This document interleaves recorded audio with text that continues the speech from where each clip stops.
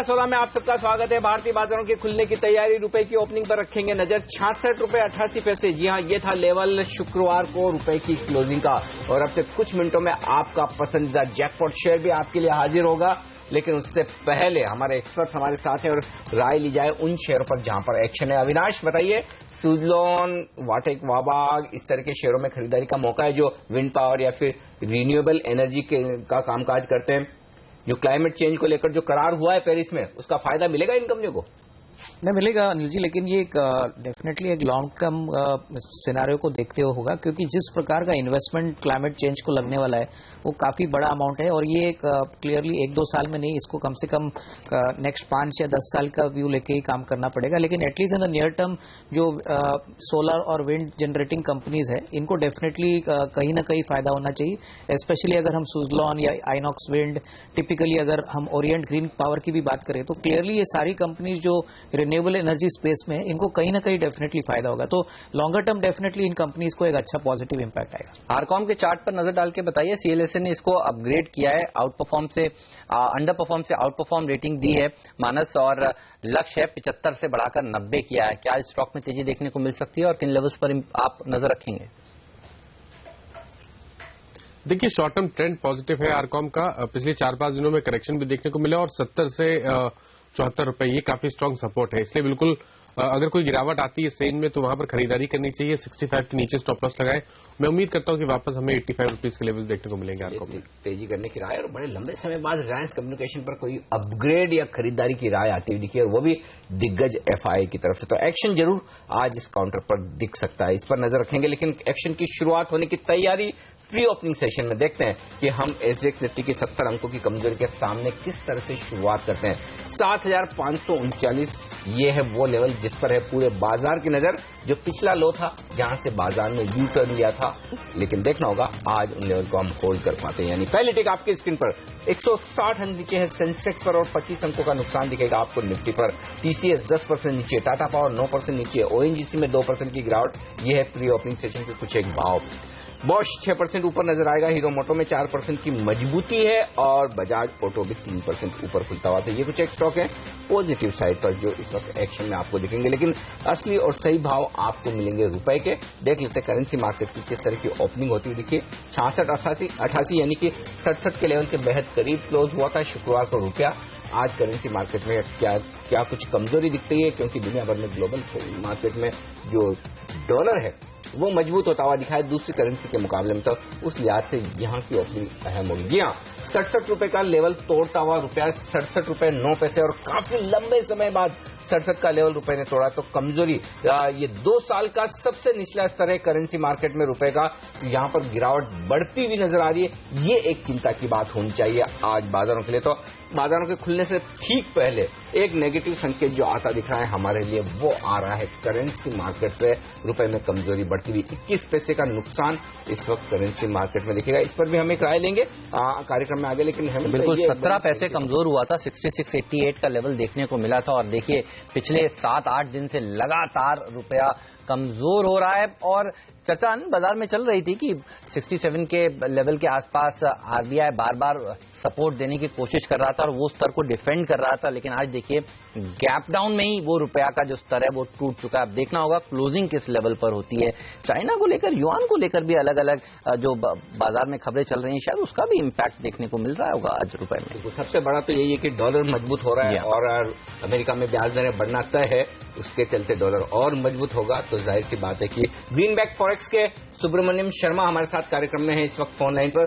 शर्मा साहब, आज इतनी तेज गिरावट की सबसे बड़ी वजह आप क्या समझते हैं, और क्या रेंज देख रहे हैं आप रुपए के लिए?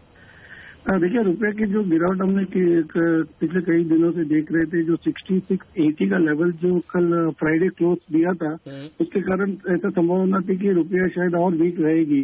और इक्विटी मार्केट भी पिछले एक हफ्ते में गिरावट के दौर देखे हमने, और ग्लोबल इक्विटीज भी आज जो देखे हमने काफी वीक खुली है। इनफैक्ट डाउ जोन्स भी फ्राइडे क्लोजिंग भी काफी वीक थी। तो उस हिसाब से रुपये का जो गिरावट होना था, लेकिन 6720 में हम एक रेजिस्टेंस देखेंगे, शायद आरबीआई इंटरवेंशन भी हम देख पाएंगे।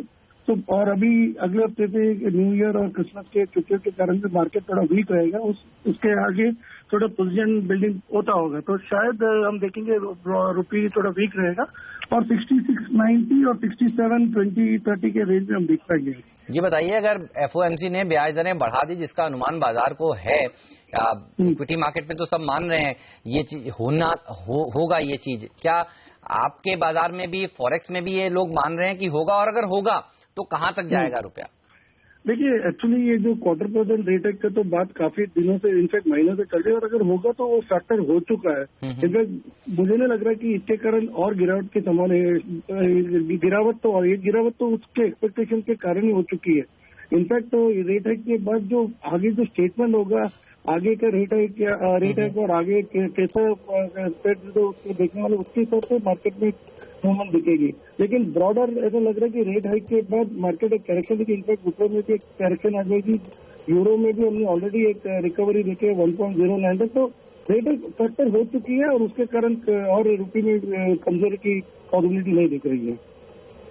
शुक्रिया आपका शर्मा साहब, हमारे लिए वक्त निकालकर इन सारे रुपए के आगे के ट्रिगर्स पर अपनी राय हमें देने के लिए। तो रुपया एक बड़ी चिंता का कारण, और 4 सितंबर 2008 के बाद का ये सबसे नीचे का लेवल है। 2 साल के निचले स्तरों पर पहुंचता हुआ रुपया इस वक्त 67 के लेवल के आसपास इस वक्त रुपए में कमजोरी बढ़ती हुई दिख रही है। कुछ और स्टॉक्स जहां पर एक्शन हो सकता है, अशोक लेलैंड, और यहां पर राय लेना चाहता हूं वायदा कारोबार के ट्रेडर्स के लिए गौरव आपसे, क्योंकि खबरें आ रही कि 200 करोड़ का एक टैक्स नोटिस इन्हें मिला है कि एक्सपोर्ट में कुछ इन्होंने कमी की है, जितना करना चाहिए उससे कम एक्सपोर्ट किया है। सेंटीमेंट के लिहाज से खबर ये नेगेटिव समझी जा सकती है, ऑटो शेयर वैसे भी दबाव में रहने की संभावना है। ये बताएं क्या किया जाए, अशोक लेलैंड में शॉर्ट करने के मौके हैं? देखिए, एक तो इसकी लॉसेस बड़ी है, दूसरे काफी करेक्शन दिखा चुका है, लेकिन मुझे लग रहा है जो 82 से 80 रुपए तक इसमें आने की संभावना है। न्यूज का इम्पैक्ट कितना होगा वो मैं उस पर कमेंट नहीं कर पाऊंगा, लेकिन इसके अभाव में भी, न्यूज के अभाव में मुझे लग रहा है कि एक बार 82 से 80 रुपए तक इसमें लक्ष्य देखने मिल सकते हैं। तो मेरे हिसाब से अगर आप पुट ऑप्शन बाय करेंगे, 82.5 का पुट या हुआ है, 80 का पुट अगर बाय कर रहे हैं, तो वहां पर भी आपको एक अच्छी रिटर्न मिलने की उम्मीदें हैं। तो आपको अगर चाहिए तो आप एक की जगह पर 2 लॉट बाय कर लीजिए, तो आपको उतना ही रिस्क रिवॉर्ड फेवरेबल मिलेगा।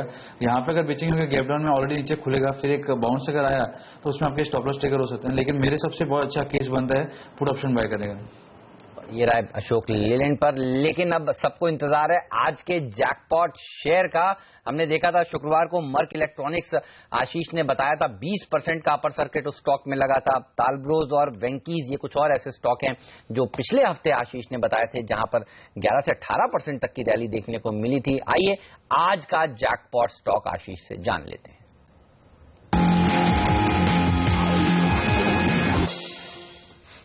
आशीष बताइए, कौन सी कंपनी आज आपने चुनी है? रिको ऑटो इंडस्ट्रीज है आज हमारे रडार पे। ध्यान रखें, $250 मिलियन के रिको ग्रुप का एक हिस्सा है। ये कंपनी एक लीडिंग इंटीग्रेटेड सप्लायर है ऑटोमोटिव कंपोनेंट्स और असेंबलीज की।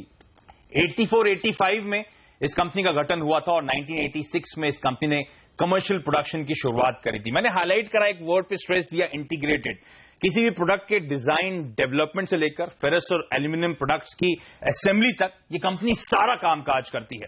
In fact oil pump assemblies, fuel system के पार्ट्स, प्लेट्स, क्रैंक्स केसेस और कवर्स, शाफ्ट्स, इंजन ब्रैकेट्स, लंबी फेहरिस्त है जो ये कंपनी प्रोडक्ट्स मैन्युफैक्चर करती है।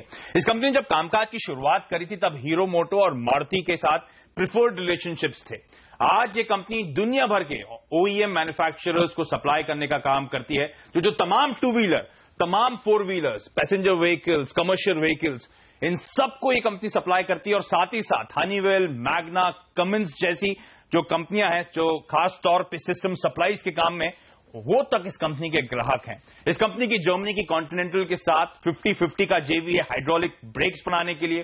कनाडा की मैग्ना इंटरनेशनल के साथ 50-50 का जेवी है ऑयल और वाटर पंप्स के लिए। इनफैक्ट चाइना की जिनफेई ग्रुप के साथ इस कंपनी का करार है, एल्यूमिनियम अलॉय व्हील्स 2 व्हीलर्स के लिए बनाती है। इस कंपनी ने हाल में AAN इंजीनियरिंग नाम की एक सब्सिडरी खोली है जो कि खास तौर पर डिफेंस को कैटर करने का काम करेगी। आज ये कंपनी देश की one of the largest high pressure dying casting facilities और लार्जेस्ट मशीनिंग फैसिलिटी बोस्ट करती है। बेहतरीन बिजनेस है। बिल्कुल, लेकिन आशीष ये बताएं कि क्यों पसंद है आपको ये कंपनी जैकपॉट के तौर पर? देखिए, शायद जो लोग ट्रैक करते हो या नहीं भी पता हो, ध्यान रखें ये कंपनी बड़ी मुश्किल वित्तीय हालत में पहुंचती हुई नजर आई थी। इस कंपनी ने बड़ा एग्रेसिवली केपेक्स करा था, एक्विजिशंस करे थे, तो बाजार से पैसा उठाया। जब उठाया उस बीच में आपको याद होगा ग्लोबल अर्थव्यवस्था में दबाव देखने को मिला, तो ग्रोथ नदारत हो गई इस कंपनी के लिहाज से, बड़ी दिक्कतें हुई। इनफैक्ट लॉसेस बनाने लगी, ये कंपनी घाटे में थी और इनफैक्ट अपने कर्ज का भुगतान करने पर भी दिक्कतें होने लगी। FY15 यानी कि बीते वित्त वर्ष इस कंपनी के लिए एक टर्नअराउंड, एक गेम चेंजर कहना चाहिए। इस कंपनी ने एक लार्ज रीस्ट्रक्चरिंग एक्सरसाइज शुरू करी, जिसके अंतर्गत FCC रीको नाम की जो 50-50 जेवी थी, उसमें अपना जो 50% हिस्सा था अपने ही पार्टनर जापान की FCCV ग्रुप को बेच दिया। 495 करोड़ रुपीस में स्टेक बेचा गया। बेहद सिग्निफिकेंट कैश फ्लोज आए, तगड़ा मुनाफा हुआ। उस समय जो इस कंपनी का मार्केट कैप था उसके इक्विवेलेंट ये कैश फ्लोज आते हुए नजर आए थे। इस डील के चलते मेरा मानना है बड़ा टर्न अराउंड होगा। बैलेंस शीट पे जो डेट थी, कर्ज थी, सिग्निफिकेंटली डीलेवरेज होती हुई नजर आएगी। साथ साथ अब फ्यूचर केपेक्स कंपनी आसानी से फंड करेगी। 60 से 70 करोड़ रुपए के आसपास सालाना ब्याज पर खर्च होता था, अब तो इस कंपनी की बैलेंस शीट पे कुल मिलाकर डेट ही केवल 80 से 100 करोड़ रुपए के आसपास का है। सिग्निफिकेंट इंटरेस्ट कॉस्ट में सेविंग्स होंगी, अर्निंग्स और कैश फ्लोज यहां से एक मार्क्ड इंप्रूवमेंट दिखाएंगे। यही नहीं, इस कंपनी की जो तमाम लॉस मेकिंग एंटिटीज हैं उन सबको एक इसने इन्वेस्टमेंट सब्सिडी में तब्दील कर दिया है। बेसिक मंशा थी वहां पे टर्न अराउंड करने के लिए स्ट्रेटेजिक इन्वेस्टर इंडक्ट करेगी। मैं पिकअप कर रहा हूं, इस कंपनी ने ऑलरेडी 3 प्रोफेशनल्स को इंडक्ट कर लिया है, जिनको छोटा स्टेक दिया गया है। टर्न अराउंड पे काम ऑलरेडी शुरू हो चुका है। साथ साथ लेटर स्टेज पे कंपनी विदेशी स्ट्रैटेजिक करार करने वाली है, जिसके चलते ये स्टेक बेचा जाएगा वहां पे कुछ। तो ये जो टर्न अराउंड होने वाला है लॉस मेकिंग यूनिट्स का, इससे और फाइनेंशियल्स में इंप्रूवमेंट आपको देखने को मिलेगा। इनफैक्ट FY16 ये करंट फाइनेंशियल ईयर शायद इस कंपनी के लिए टर्न अराउंड ईयर होगा। इनफैक्ट जो रिस्ट्रक्चरिंग हुई है उसके बाद कहा जा रहा है एफिशिएंसीज में बड़ा इंप्रूवमेंट हुआ है, डोमेस्टिक और इंटरनेशनल मार्केट से एक्सपोर्ट